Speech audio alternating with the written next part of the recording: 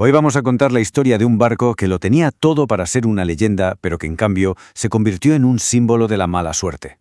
Es una historia de ambición, de desastres y, sobre todo, de un misterio que tardó 30 años en resolverse. Esta es la increíble y trágica saga del SS Great Eastern. Y es que esta es la gran pregunta que planea sobre toda la historia del Great Eastern. Desde el primer día, desde su misma concepción, parece que el barco arrastraba una sombra, como un destino trágico que lo acompañó hasta su desguace.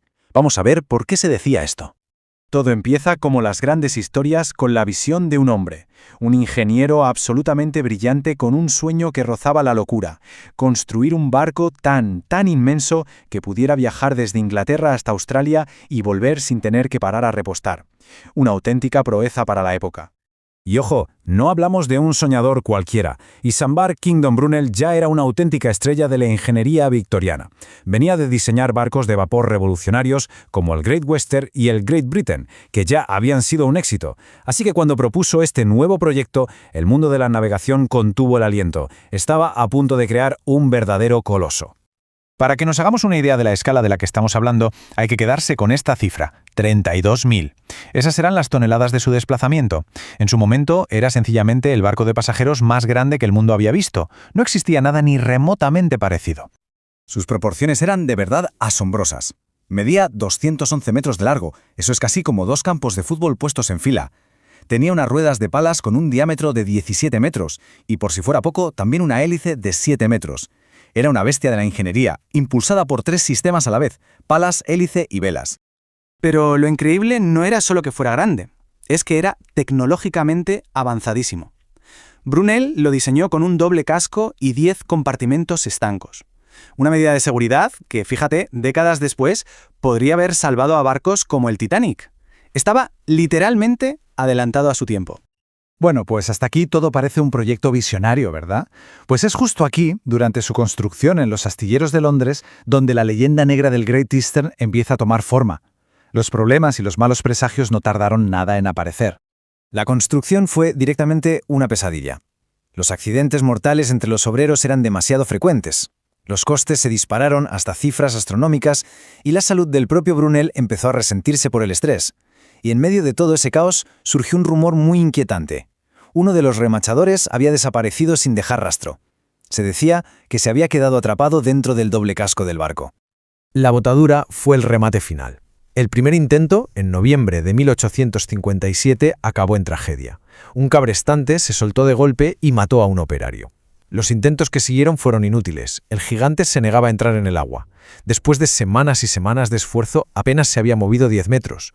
No fue hasta 3 meses después, el 31 de enero de 1858, cuando por fin, con muchísimo esfuerzo, el Great Eastern consiguió flotar. Pero bueno, uno pensaría que una vez en el agua se acabarían los problemas. Pues no. El barco estaba a flote, sí, pero sus desgracias no habían hecho más que empezar. Su carrera como barco de pasajeros fue básicamente una sucesión de desastres. Su viaje inaugural ya fue un presagio terrible. Una explosión de vapor mató a 6 fogoneros. Dicen que la noticia fue la puntilla para su creador, Brunel, que murió pocos días después. A nivel comercial, fue un fracaso absoluto. Sus 4.000 plazas no se llenaron nunca. Su tamaño intimidaba a la gente, y los costes de operación eran insostenibles. Por si fuera poco, en sus viajes sufrió una tormenta devastadora y hasta chocó contra una roca que no salía en las cartas de navegación. Y aquí viene el detalle más escalofriante de todos. Durante las travesías, tanto los pasajeros como la tripulación estaban aterrorizados por unos ruidos rarísimos. Los describían como golpes secos, como martillazos que parecían venir de las profundidades del casco. Nadie tenía ni idea de qué eran, y la tripulación, muerta de miedo, llegó a amenazar con amotinarse. Después de su estrepitoso fracaso como barco de pasajeros, todo parecía indicar que el Great Eastern estaba acabado, destinado al desguace. Pero, de forma sorprendente, el gigante encontró un nuevo propósito, una segunda vida en la que por fin alcanzaría la gloria para la que en cierto modo había sido concebido. El contraste es que es brutal. Pasó de ser un desastre financiero a ser un éxito comercial. De estar plagado de accidentes a cumplir su misión con una eficacia increíble. El famoso fracaso se convirtió en un héroe anónimo de la tecnología. ¿Cómo es posible este cambio? Pues fue reconvertido en buque cablero. Su enorme tamaño, que había sido su maldición, resultó ser perfecto para transportar los miles de kilómetros de cables que hacían falta para conectar los continentes, algo que los barcos más pequeños no podían hacer. El Great Eastern tendió con éxito el primer cable telegráfico transatlántico que funcionó de forma permanente, uniendo Europa y América y revolucionando la comunicación global. Luego hizo lo mismo en el Mar Rojo para conectar la India. Cumplió por fin una misión histórica. Pero toda historia tiene un final. Y tras años de servicio honorable, la era del Great Eastern llegó a su fin. Su destino fue tan melancólico como su principio, pero todavía guardaba una última y macabra sorpresa. Es bastante triste pensarlo. El que una vez fue el barco más grande del mundo, acabó sus días anclado en Liverpool, convertido en una especie de feria flotante, una atracción de circo. La gente pagaba por subir a bordo y maravillarse con el tamaño del gigante caído, justo antes de que lo vendieran para desguace. En 1888 comenzó el lento y dificilísimo proceso de desmantelarlo. Los operarios empezaron a desmontar pieza a pieza su inmenso casco de doble pared, aquella maravilla de la ingeniería de Brunel. Un momento, ¿nos acordamos de aquel rumor, el del remachador que desapareció durante la construcción 30 años atrás? Bueno, pues la respuesta a ese misterio estaba a punto de salir a la luz.